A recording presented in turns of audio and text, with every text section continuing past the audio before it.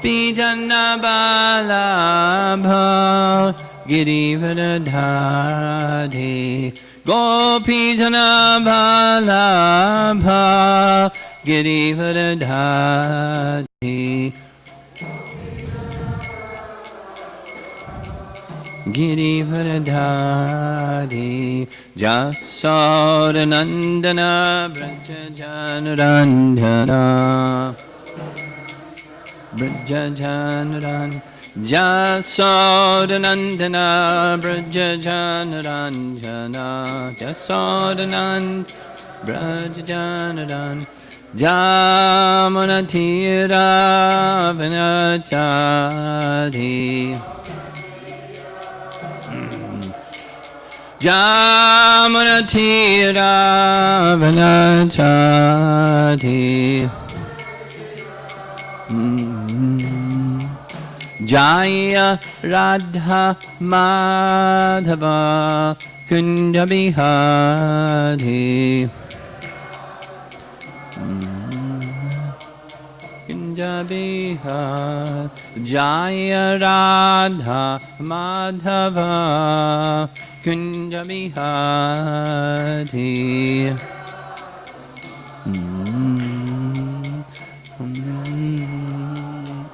Gopijana Balabha Girivardhari Girivardhari Gopijana Balabha Girivardhari Gopijana Balabha Girivardhari Jasodanandana Brajajanurandhana Jasodanandana Brajajanurandhana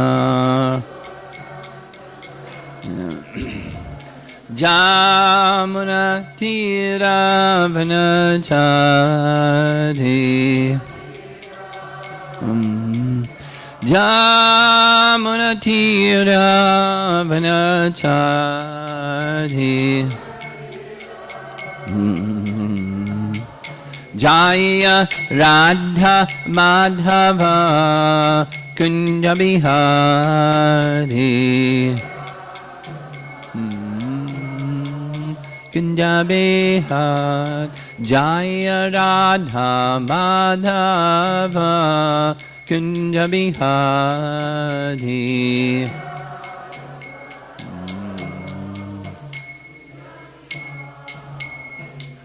Jaya Vishwapad Paramahamsa Harivedagacharya Astatara Satasi Srimad Divine Grace Easy Bhakti Vedanta Swami Srila Prabhupada Ki Ananta Koti Vaishnavrinda Ki Grantaraj Srimad Bhagavatam Ki Samveda Bhaktavrinda Ki Nitai Gaur Premanandi.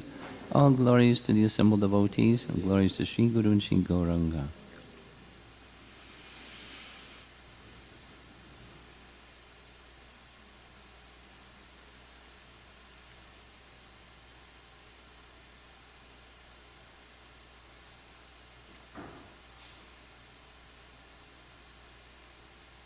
Text 46 from Canto 9, Chapter 4.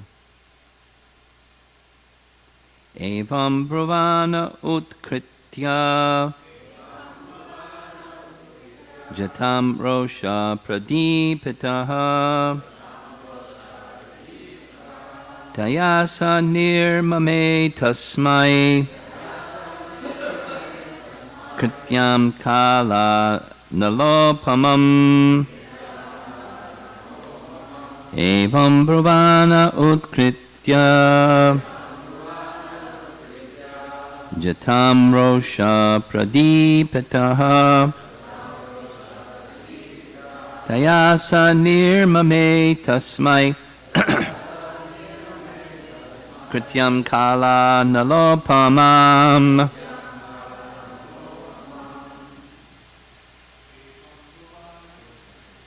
Evam bruvana utkritya Jatam Rosha Pradipataha Dayasa Nirmame Tasmai Krityam Kala Nalopamam Evam Pravana Utkritya Jatam Rosha Pradipataha Dayasa Nirmame Tasmai Krityam Kala Nalopamam Evam Pravana Utkritya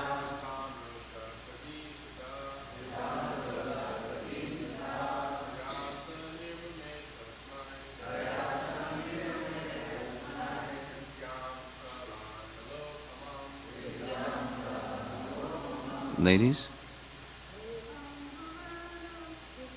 Evam Brahmana Utkritya Jatam Rosha Pradipataha Dayasa Nirmame Tasmai Krityam Kala Nalopamam Evam Brahmana Utkritya Jatam Rosha Pradipataha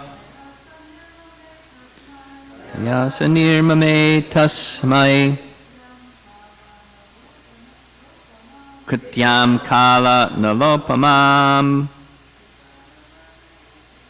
Evam Brahmana Utkritya Jatam Rosha Pradipataha Dayasa Nirmame Tasmai Krityam Kala Nalopamam Evam. Thus Bruvanaha speaking Durvasa Muni Utkritya uprooting Jatam a bunch of hair Rosha Pradipataha being reddish because he was very angry.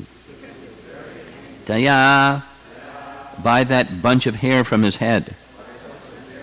Saha Durvasa Muni Nirmame created Tasmai to punish Maharaj Ambarish. Krityam a demon. Kala Anala Upamam appearing just like the blazing fire of devastation. Translation: as Durvasa Muni said this, his face became red with anger, uprooting a bunch of hair from his head. Ouch. He created a demon resembling the blazing fire of devastation to punish Maharaj Ambarish. There's no purport. So we'll go on to the next verse. Read the translation. Taking a trident in his hand and making the surface of the earth tremble with his footsteps, that blazing creature came before Maharaj Ambarish, but the king, upon seeing him, was not at all disturbed. And he did not move even slightly from his position, which is pretty amazing. Purport. Narayana para sarve nakutaschana bibyati. Bhagavatam 6:17-28. A pure devotee of Narayana is never afraid of any material danger. There are many examples of devotees, such as Prahlad Maharaj, who was tortured by his father, but was not at all afraid, although he was only a 5-year-old boy. Therefore, following the examples of Ambarish Maharaj and Prahlad Maharaj, a devotee should learn how to tolerate all such awkward positions in this world. Devotees are often tortured by non-devotees. Yet the pure devotee, depending fully on the mercy of the Supreme Personality of Godhead, is never disturbed by such inimical activities.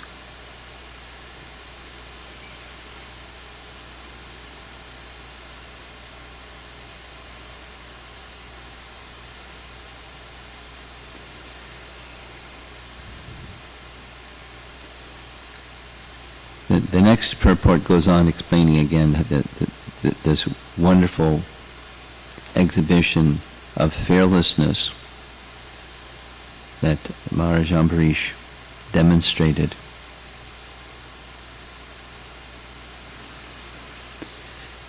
There's an important verse in the Bhagavatam that describes the doubtless and the fearless path, devotional service, the process of hearing and chanting the glories of the Supreme Personality of Godhead is such a place. Is doubtless, the goal will be reached, and fearless,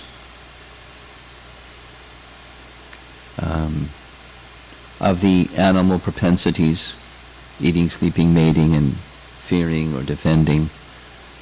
The strongest, most prominent of all is that fourth one, defending or fearing,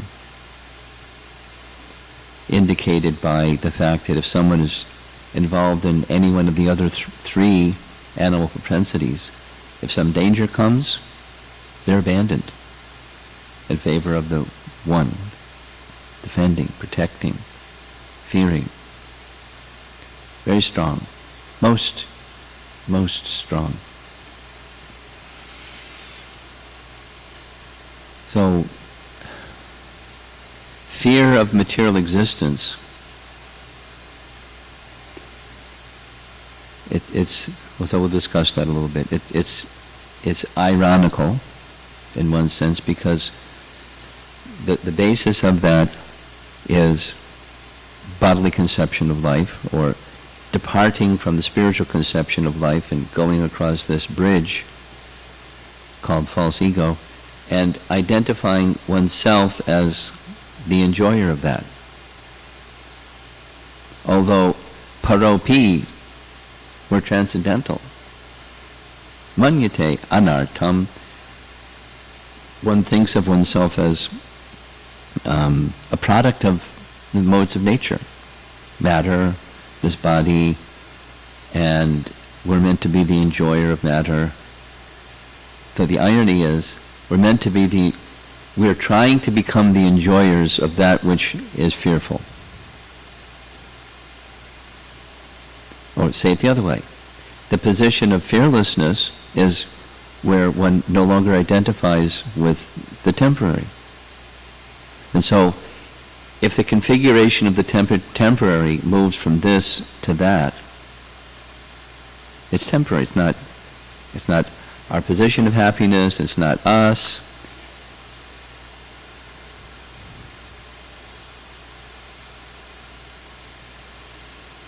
Siddhanta was sharing this with us the other day in his memories. Prabhupada was being asked, where's Bhajan Narayan Maharaj? Did you hear that little presentation, Siddhanta? It was something that goes like this. Prabhupada was asked, how are we to understand that this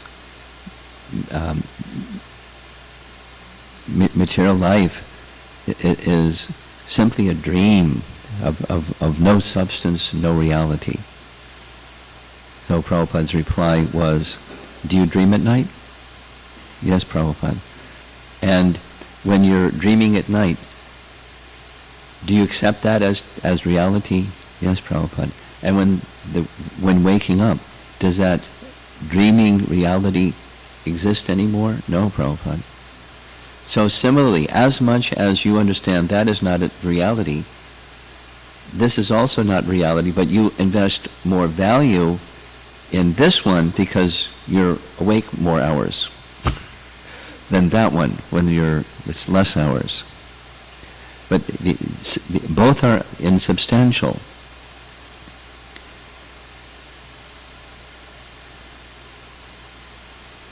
This Bhagavatam language from the very first purport of Srimad Bhagavatam, the Satyam Param Dhimahi. The Bhagavatam is a meditation on Satyam Param, the Supreme Truth. Hint, the Supreme Truth is Krishna, and it's a meditation upon Krishna. And distinct is that which is not Krishna. And Muyanti Yat Sorayaha, that the impermanent, where there is no substance. It appears to be reality, but there is no substance. Exactly like a reflection. So let's do it really simple. Here's a mirror. Here's an apple. And then over here is the reflection of the apple in the mirror. But there's no substance there. Not only there's no substance, just turn the mirror slightly. The apple's gone. What happened? And so the impermanence of material existence is what we're hankering for, but there's no substance there. It's literally insubstantial. And where is there substance? The substance is things that are permanent. Nastate vidyate bhavo, the bhavo vidyate sataha. Really simple. Like catechism for a child. Ubayor apadrishtontas tvanios tattvadarshi bihi. A tattvadarshi doesn't place much value in this. Now you see it, now you don't. Configuration of matter at the moment. And then it changes, and then it changes, and then it changes. And then it changes. And we're chasing after happiness in the temporary. And along with that, built within that, chasing the illusion of chasing after happiness in that which has no substance, it's fearful. What's the fearful? That which I have, I'm going to lose. The body, fear of death, and everything else. Everything, literally everything else, is whatever it is that I think is mine, which I've endeavored to get, to acquire, through fruitive activity, then whatever I have, there's the fear of losing it. And unless one doesn't identify with asat, but identifies with sat. So easier said than done, right? I mean, we accept the philosophy, is it like the very nice description twice in the Kapila Dev section of the third canto Bhagavatam. Devahuti says, the whole discussion, like 8 chapters, the kickoff is, Devahuti says to her son, I'm too much attached to family life. And because of being too much attached to family life, now that my husband is gone, Kardama Muni, my mind is so disturbed, I'm not at all peaceful, I'm unhappy. Paraphrasing, I know the philosophy. I know the philosophy. But still, this deluding potency is disturbing. I can't think straight. So please remove. It's your potency. You covered me with it, so please remove it. Thank you. And so he goes through the process of the removal.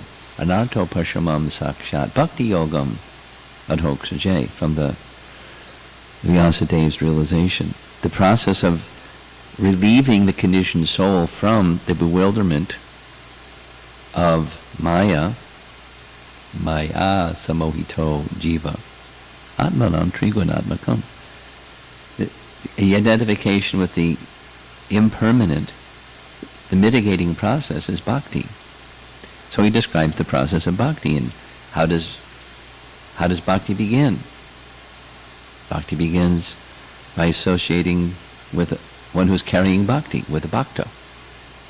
And the bhakta transmits bhakti, or at least the potency to do so is invested in the bhakta by Krishna.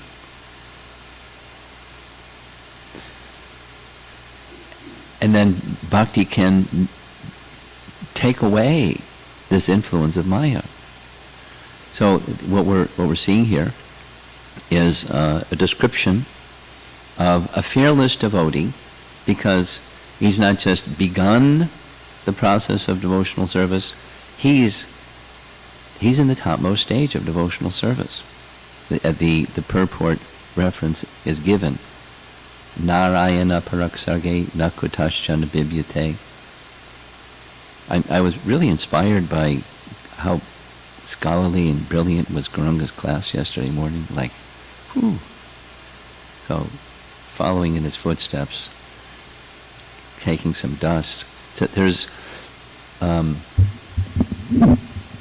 this phrase, Narayana Parayana, just my own little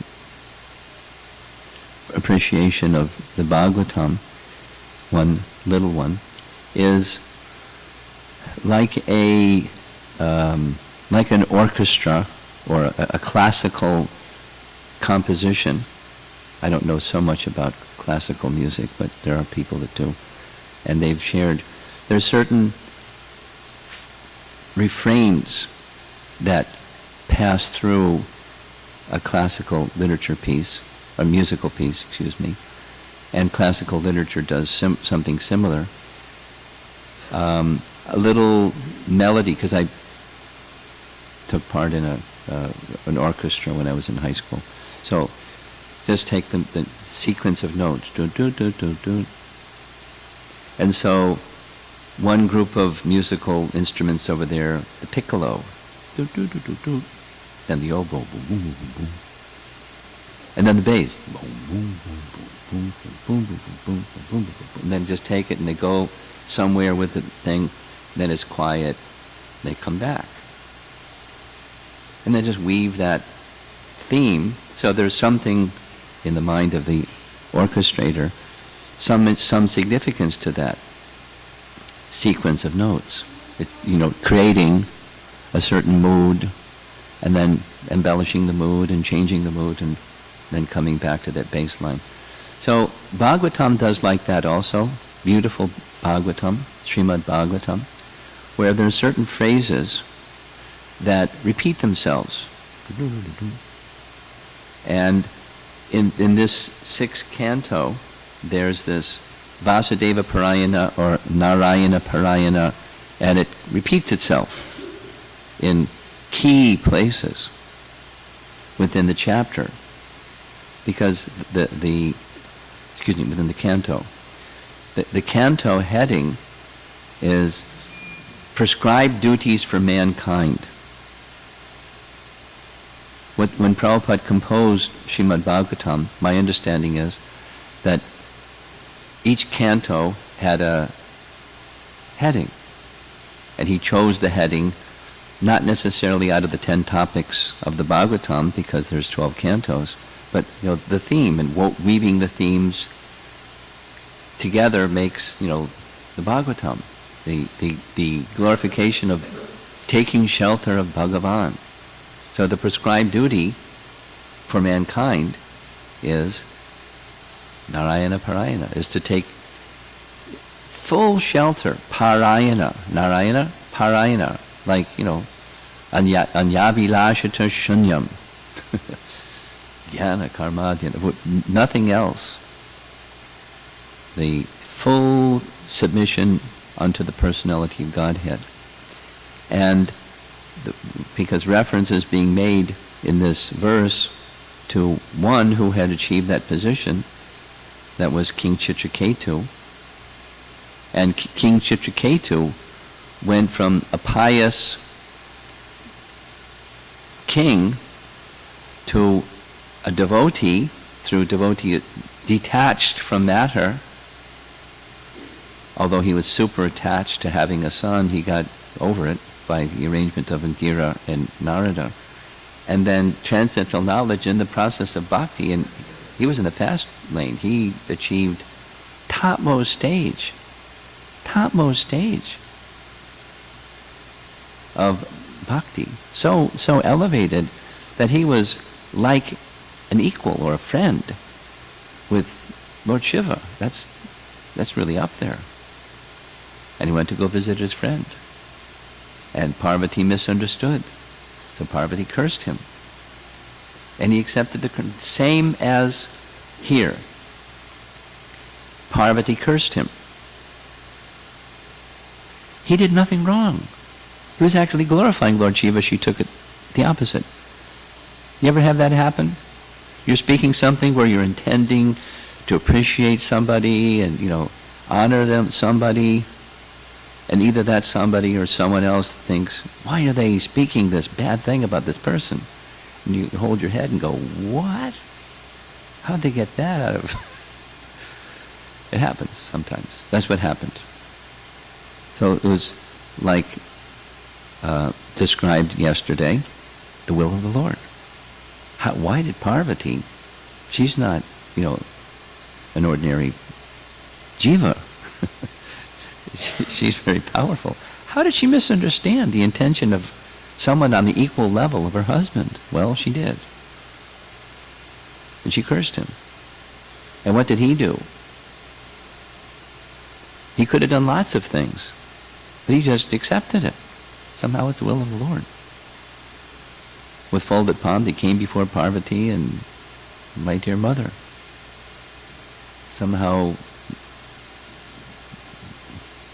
the will of the Lord is that you cursed me, although I was appreciating Lord Shiva. You think I was doing the opposite, so be it. Accept. I shall become a demon. Speaking, on this position of protection. Well, wait a minute now. The Lord protects his devotee. Right?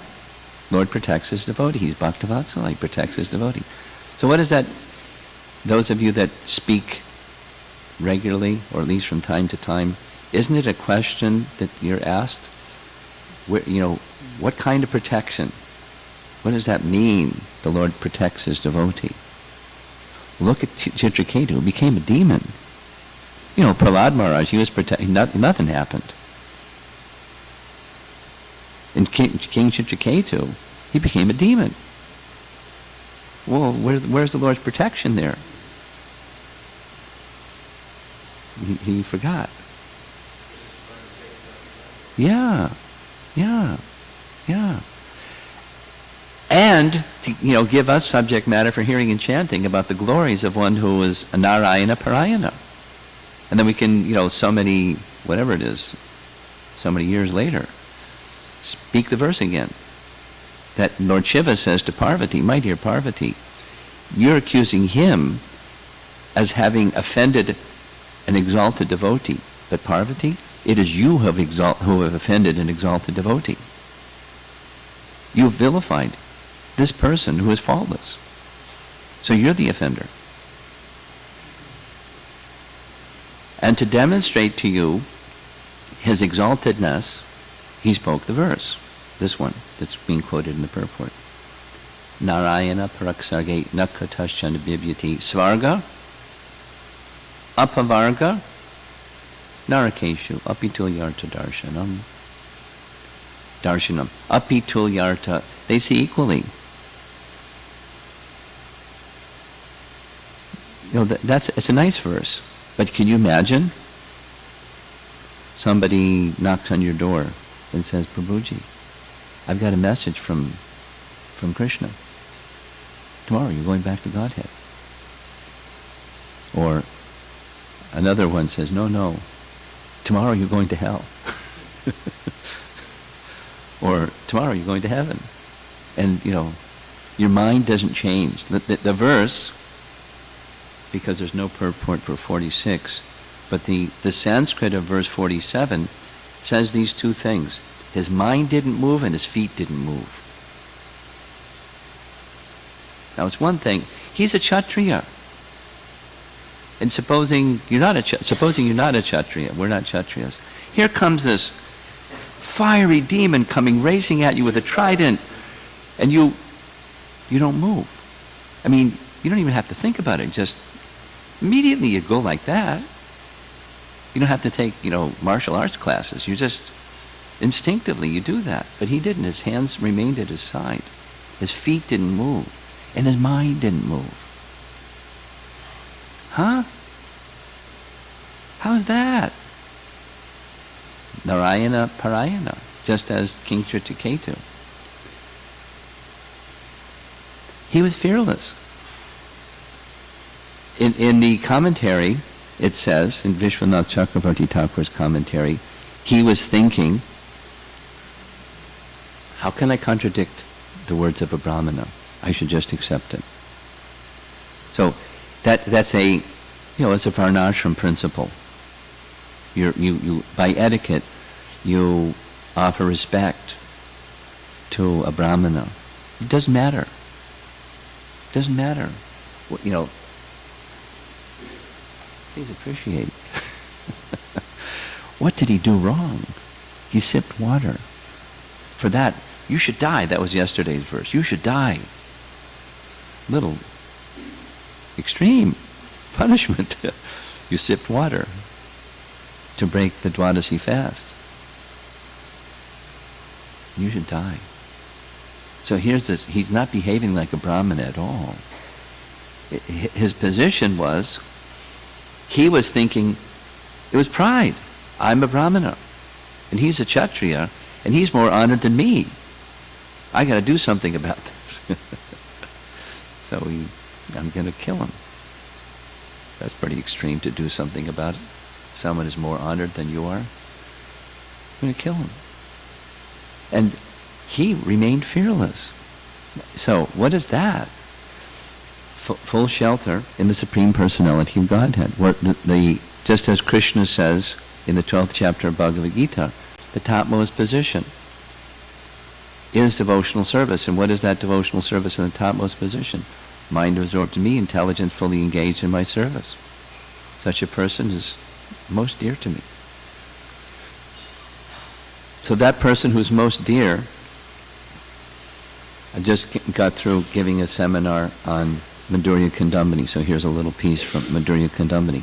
The stage of asakti that comes before the bhava stage is one's attached. And in that stage, attached to Krishna.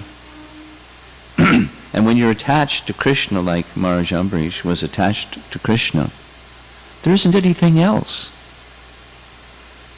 So when there isn't anything else, here comes some happiness, here comes some distress. Here's a configuration of duality, here's another configuration of duality. What's your favorite? Indifferent, because of attachment. And then from that attachment, Vishwanath Chakravarti Thakur in Madhurya Kandambini calls this clusters of buds.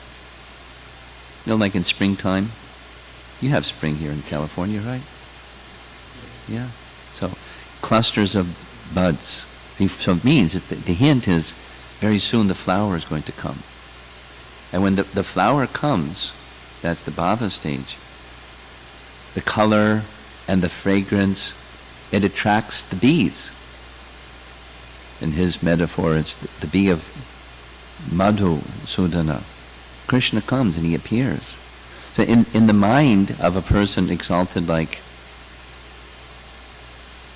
Maharaj Ambarish, he's in direct contact with the personality of God, and the personality of God favors him. It's described in other Puranas. The same Leela is described in other Puranas, where it specifically says Maharaj Ambarish was so dear to Lord Vishnu that Lord Vishnu presented him with an expansion of his own Sudarshan chakra and told the Sudarshan chakra, stand by his side, and if anybody comes to harm him, get him, kill him.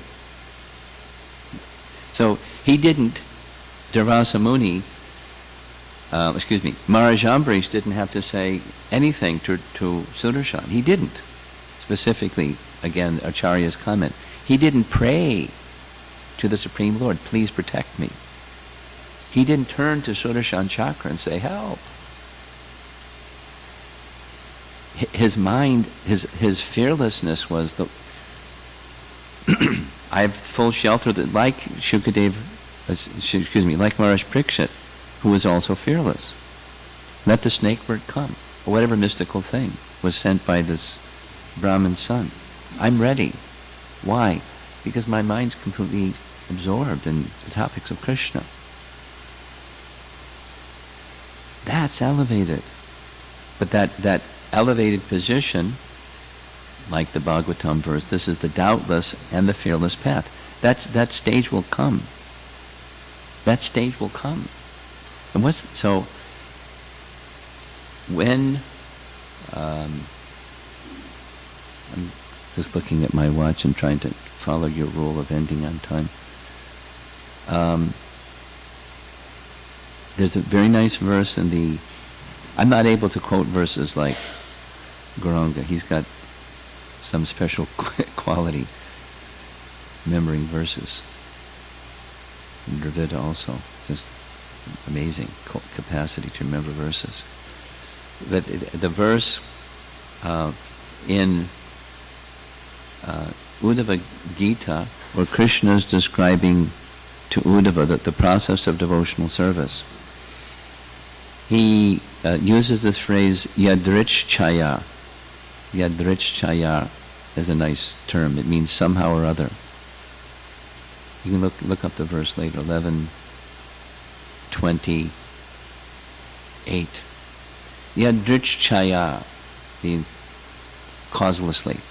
When a person, when a living entity, somehow or other, by the mercy of a devotee, develops some attachment to hearing and chanting the topics of Krishna, such a person, all the adversities in their life are dispelled, like turn the light on, darkness goes. And surely they will achieve the perfection of spiritual life. Faith, that's the operative term. Faith in the process. So that we're not at that, you're not at the Maharaj Ambrish stage. We're hearing about him, and by hearing about such personalities, it inspires that quality that he has. Admiring the qualities of a great soul helps awaken those qualities. You become a follower of those persons by hearing their glories and appreciating those qualities. So he had absolute shelter in the personality of Godhead. One who has faith in hearing and chanting such topics, regularly attending Bhagavatam class and on your own reading Srila Prabhupada's books and participating in discussions in Krishna Katha with one another. Based upon faith in those principles, it will carry me to the topmost stage. That's the path of fearlessness, and then there's the position of fearlessness. It's not cosmetic. You can't put it on, take it off. Fear and fearlessness. And the fearlessness is where there's full shelter in the personality of Godhead. That's what we're hearing. The glory of Maharaj Ambrish and the glory of the personality of Godhead is he protects those persons. They don't need. It's one of the symptoms of surrender. The Lord is my protector. I don't need to protect. Even in your mind, you need to calculate how to protect. Now, that doesn't mean, in practical terms, foolish, some foolish behavior. You want to cross Venice Boulevard. Krishna will protect me. You just, walk. And the cars are zooming, and Krishna will protect me. So we don't act foolishly, thinking Krishna is our protector. We take precautions and act intelligently for the purpose of Krishna's service. But when undertaking those kinds of measures in Krishna's service, we're sure Krishna's protection will be there. That's his promise, and Krishna upholds his promise, but to speak of his promise, even the promise of his devotees, Krishna upholds. And that's our life in devotion to Krishna. We have full faith in the shelter of the Supreme Lord and his merciful nature, and the place of fearlessness. Was attending. I'll end with this. I was attending a japa retreat, and one of the things we do at the beginning of japa retreats normally is there's this discussion on what sankalpa is and its importance, your intention, according to our acharyas, according to Jiva Goswami. The intention of the devotee is the operative principle that determines the results of your life in devotion. So what your intention is maximum important. The Vaisheshika's thing is where attention flows from intention. And you know what attention flows, where energy goes, right? So your intention is really important. So we have this little exercise where we explain intention right down to sankalpa. It's like this. I explain it this way. Many of us, as kids, we had a little magnifying glass, and we played with the magnifying glass by taking the light of the sun, holding the magnifying glass in a certain position, a distance from a piece of wood or paper or straw or something. You hold it at the right position, the right distance, and all the light of the sun focuses into a little spot, and that little spot starts a fire. Yes? We've almost all done that. If you haven't, you can still do it even you're older. So sankalpa works like that. There's the energy of the sun. It's the same energy of the sun. And then you pass it through the magnifying glass, and it focuses the light of the sun, so it'll burn. Touch it on your skin, and it's, you got a burn mark on your skin. Sankalpa with the descending, the fullness, Nija Sarva Shaktis, the fullness of Krishna's potencies in each and every one of his name, focus that through your sankalpa, your intention of why you chant. Try it. It makes a big difference than if you don't have some clear intention. So, what's the goal? It's not like, asking a 10-year-old, what do you want to be when you grow up? Now that's an intention. I want to grow up. I want to become strong or something. But then, the spiritual intention for us will, to the degree that it's very clear, then this original force of bhakti, which is, I want to serve Krishna, become very focused, very focused, very focused, very focused, so focused that there isn't anything else. There isn't anything else. And whatever it is, the diversity of life is still with that one thing. And the sense of Krishna's protection is there as we progress spiritually.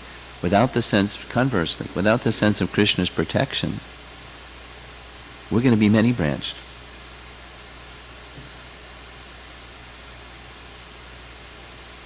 Hedging instead of one thing. So we're being instructed through this nice story of Maharaja Ambarisha's quality the strength of pure devotion. And in contrast, however qualified Durvas Muni was to get whatever powers he had, mystic powers and biblical strength and all of that, completely defeated. Because Krishna is protecting his devotee. I'm going over time. I'll end there and see if there's discussion. Pati?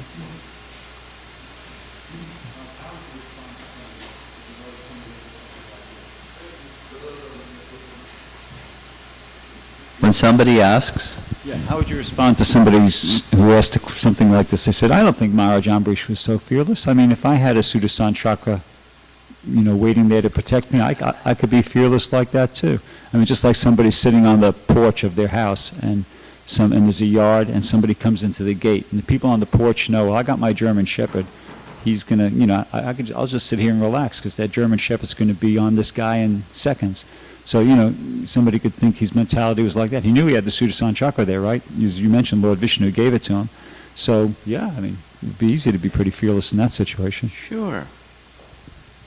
Interesting theoretical hypothesis.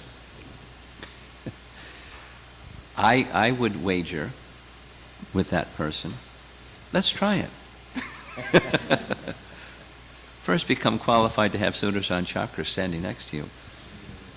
But would there be no fear? No fear? And simply accept. Further, the man that's coming charging at me, he's a Brahmana, or he's on the fury leashed against me is from a Brahmana. I should simply accept it because he's a Brahmana. Right. Right. Like Bill Cosby would say. Right. Maharaj. Yeah, as Maharaj pointed out in the beginning, he didn't call on the chakra. Yeah. Just like Maharaj said, he was just open. All right, bring it on. It's coming from Krishna. So it's not, yeah. The analogy is not... yes. Thank you. Actually, I had a number of questions, and you answered each one as your class went on. So this is the last question I've got. Okay. And... they didn't ask for Krishna for anything. That was one of your themes. Yes. So, but then we've got Gajendra. He's asking, please save me. We've got Uttara, Pahi Pahi Mahayo. Sure. So, they're chopped cabbage on a lower not chopped platform? cabbage at all. Look what Krishna did. You have these very colorful expressions. It's just like very special. I'm honoring you. It's the superlative exalted position of Maharaj Ambarish. In Brihat Bhagavatamrita, there are identifications, I can't remember the Sanskrit because I'm not Guranga, of different stages of bhakti, and there's chapters with those headings, and one of them is Shuddha Bhakta, and that's Maharaj Ambarish. That's not to say chop cabbage for these other personalities, but Shuddha Bhakta. And the symptoms are there. Now, in Uttara's case, she wasn't asking for herself, she was asking for the child in her womb. She said specifically, let the Brahmastra kill me, but please protect the child in the womb. Like that, so. Very good. Devaki? Oh, which Devaki? Oh, you're fast here. I have a question, and with permission, a comment. Okay, fine. Both. You were saying Vasudeva Parayana, or Narayana Parayana. The phrase is there. The word, just the word Parayana means, Ayana means move forward, or Ayana means a residence. Yeah. Just a residence. Residence or shelter. Just like Ramayana. Yeah. Ayana means a residence. And a house of Lord Ram is Ramayan, or moving towards Ram is also Ramayan. Same way, Vasudeva Parayana, the para is the adjective, when properly first class way, no compromising, Yeah. just depending on Narayan, Yes. totally 100%, he called Narayan Parayana, or moving towards, or living 24 hours in thought of Narayan. This is the Narayan comment part or the question part? The comment part. Okay. The question part. Durvasa Muni is such a great, Muni. I mean, he becomes angry very fast. He also becomes very pleased very fast. Yeah. Partial manifestation of Lord Shiva. And he knew about, Ambrish Maharaj, that, how saintly he is. He knew his quality and all this thing. Still, why did he got angry? Well, two things. One thing, as I mentioned, his heart is not pure. And in his heart being not pure, he was jealous. Why is this Kshatriya being honored more than me?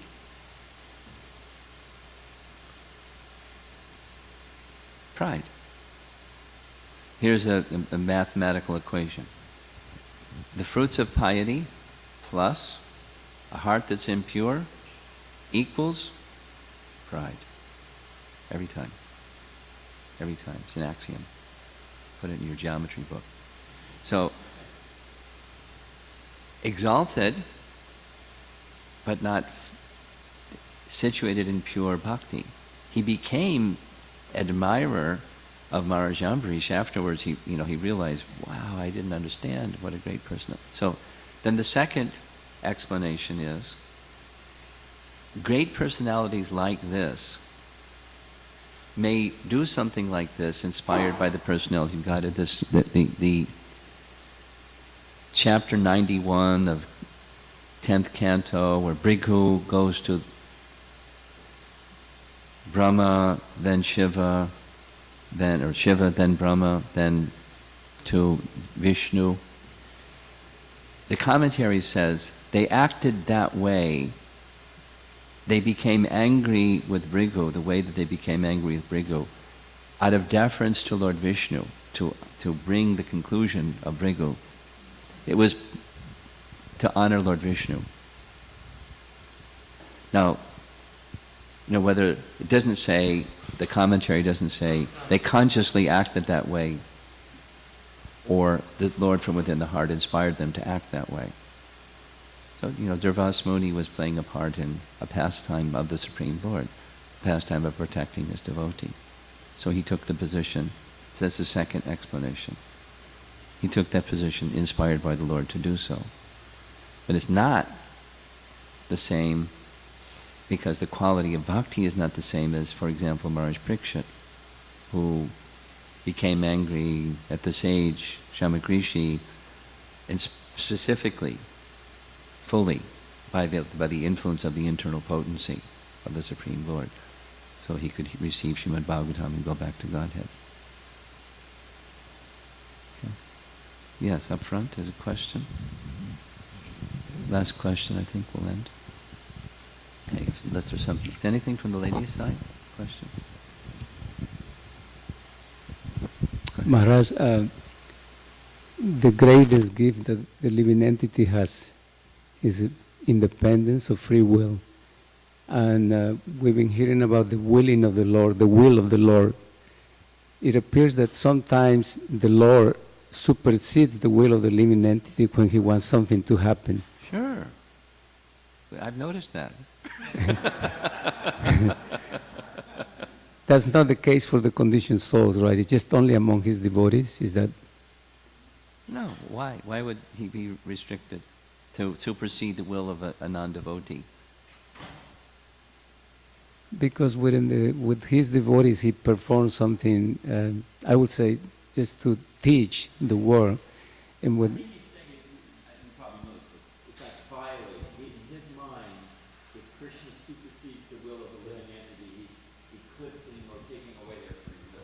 that's it, correct. That's what I meant to say. Oh, I didn't get that from what he said. Okay, thank you,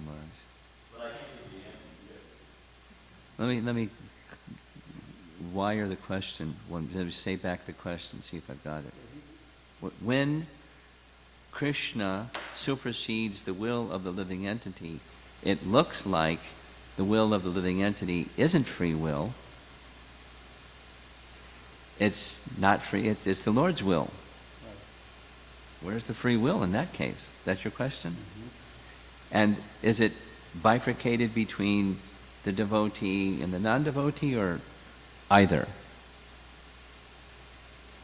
I think you can see the devotees with pastimes, Leela and the devotees. But anyway, I remember a pastime of the Ramayana when Valmiki, before writing the Ramayana, Yeah. some incident happened. Yes, some incident happened. Then a voice spoke, but he was really angry. He reacted to some, I'm Yeah. paraphrasing. Yes, yes. And then after, he didn't mean to say that. And then it was not his will, it was not his intention to do that. Out of that, the whole Ramayana was spoken because the Lord wanted to happen. So now it's not just the non-devotee, it's devotees and the non-devotees. Well, so the internal potency is acting in the case of Valmiki, and in the case of Maharaja Ambarish, and in the case of devotees, even in the case of us. Proportionate to our submission to the personality of Godhead, the internal potency is acting. Now, free will is there, but it's not, please let us remember, it's not unlimited free will. But not by any means, not by even a far stretch of the imagination. It's depending upon the sanction of the Supreme Lord. But we can will to be, Prabhupada's common example, we can will to be wealthy. Lots of people are willing to be wealthy. I want to be wealthy. And wealth doesn't come. So free will is being taken away because they wanted to become wealthy. It didn't happen. There's other factors. There's the sanction of the Supreme Lord. You want to add to this? Okay, she wants to add to this. I was hoping Lakshmi Modi would say something. Very funny. My will prevails. Two things that came to my mind is that, first of all, Krishna does something by his will, but our reaction to it is our free will. So, for instance, Krishna's mercifully put a pure devotee into contact with a non-devotee. Or somebody's out on the street distributing books and someone walks by and he doesn't want necessarily to get a book, but he runs into this person and this person somehow convinces him to take a book. Now he's got a book. He can choose. His free will is, I'll do it or I won't, or I'll take it and I'll progress with it, or I won't. But Krishna's desire is there, Krishna's will is there, in that interaction takes place. And so in our lives, there's many things that happen to us by Krishna's will, and how we react to them is our free will. That was the first thing. And then the second thing is that, I can't remember. Anyway, that's enough. She'll remember after class. Last question or comment? just sort of quick, like a parent, the children have free will. You give your children free will. I would say just like a parent. You give your child free will. In fact, you encourage your child to develop free will and independence and thoughtful and all that. But if they're going to do something really stupid, you say, wait a minute, So Krishna's the boss. So we have our free, just like Maharaj was saying and you were saying, it's nuanced. Krishna's the boss, and sometimes he just steps in and says, no, that's not what's going to happen. This is what's going to happen, as any good parent does.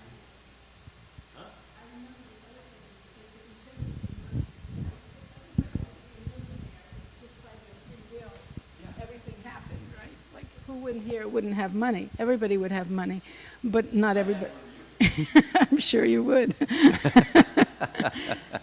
but it's a combination of our free will and our karmic permission, right? And the will of Krishna. So Krishna, the three doers are there. that you have our desire, and then you have the reciprocation of the material energy, which is filtered through karma, and then you have Krishna's intervention. This has been a fantastic morning together, and we're getting the signal we've gone over time. Srila Prabhupada ki